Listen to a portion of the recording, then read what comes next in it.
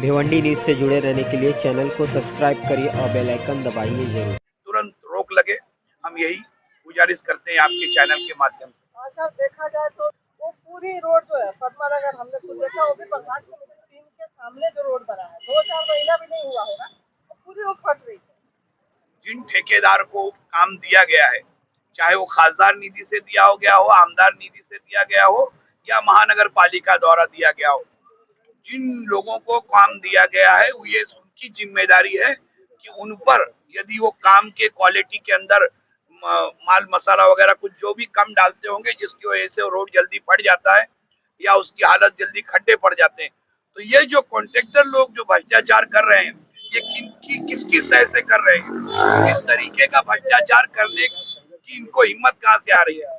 इन पर रोक लगना चाहिए। ये हम सब, हमारे आमदार, खासदार, महानगर पालिका के जो जिम्मेदार हैं, सारे लोगों की जिम्मेदारी है कि ऐसे कॉन्ट्रैक्टरों को कॉन्ट्रैक्ट ना दिया जाए, इनका लाइसेंस निरस्त किया जाए और जिन लोगों को काम दिया गया उनकी बिल रोकी जाए, ताकि आने वाले समय में पहले तो ये रोक लग जाए और उस तरीके से अगर कार्रवाई होगी तो आगे कोई कॉन्ट्रैक्टर इस तरीके से हिम्मत नहीं करेगा, क्योंकि रोड या रास्ते का काम, साफ सफाई का काम, जो भी मुद्दे हैं ये सब कॉन्ट्रैक्टर के माध्यम से होता है। निधियां आती हैं और इनको कॉन्ट्रैक्टर को दिया जाता है, तो इन सब चीजों पे रोक लगे ताकि कॉन्ट्रैक्टर अपनी मनमानी ना कर सके। देखिए, इस बात को मैं नहीं मानूंगा कि किसी नेता का सह रहता है।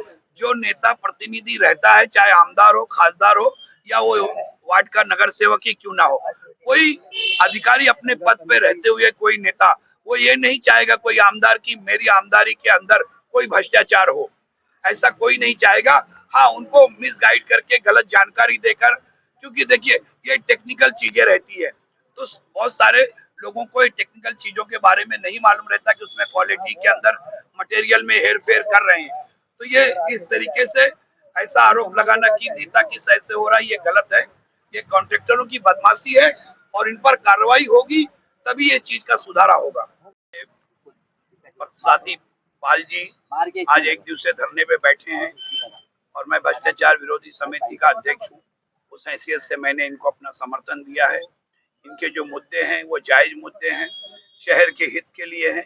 एक आम आदमी की जरूरत के हिसाब से रोड, रास्ता, पानी, साफ सफाई ये एक आम मानस के लिए सख्त अहम है और उसी मुद्दे को लेकर ये बैठे हैं।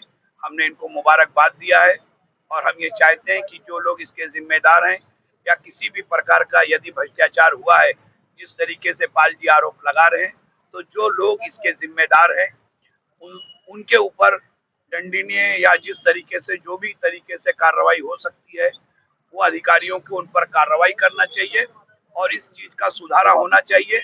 यदि रोड या रास्ते के माध्यम से पैसा या फाइन पास की जा रही है, टेंडर दिया जा रहा है ठेकेदारों को, तो जो ठेकेदारों को टेंडर साफ सफाई को लेकर या रोड रास्ते के काम के लिए दिया जा रहा है उन पर पूरी नजर रखी जाए और उनको इस तरीके से लूट करने के लिए बिल्कुल छूट न दी जाए और जो लोग इसके जिम्मेदार हैं उनके ऊपर तत्काल तौर से कार्रवाई हो। और पाल जी को सपोर्ट करती है, समर्थन करती है। हम भी उनको एक मैसेज देने के लिए आए हैं कि आपकी लड़ाई में सिर्फ आप अकेले नहीं हैं, बल्कि भिवंडी शहर की कई पार्टियां और मजलिस इत्तेहादुल मुस्लिमीन भी आपका सपोर्ट दे रही है। हाल ही के अंदर भी जस्ट मैंने कमिश्नर साहब को एक मेमोरेंडम दिया है और मैंने उनसे कहा है कि रोड की हालत बहुत ज़्यादा खराब हो चुकी है।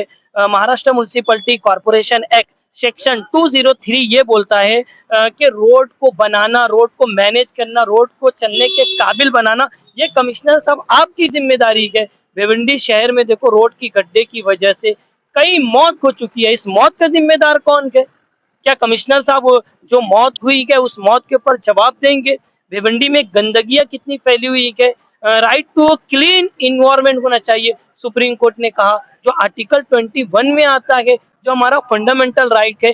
देश की आजादी को 75 साल से ज्यादा हो चुका है। अफसोस की बात है कि हमें कुछ चलने के लिए रोड नहीं दी गई है।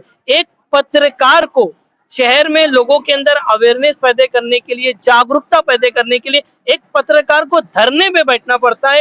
ये इक्तिदार की कुर्सी पे बैठने वाले अगर भिवंडी शहर के लोगों से इंसाफ नहीं कर सकते तो गद्दी छोड़ दीजिए, तुम्हें गद्दी पे बैठने का कोई हक नहीं है।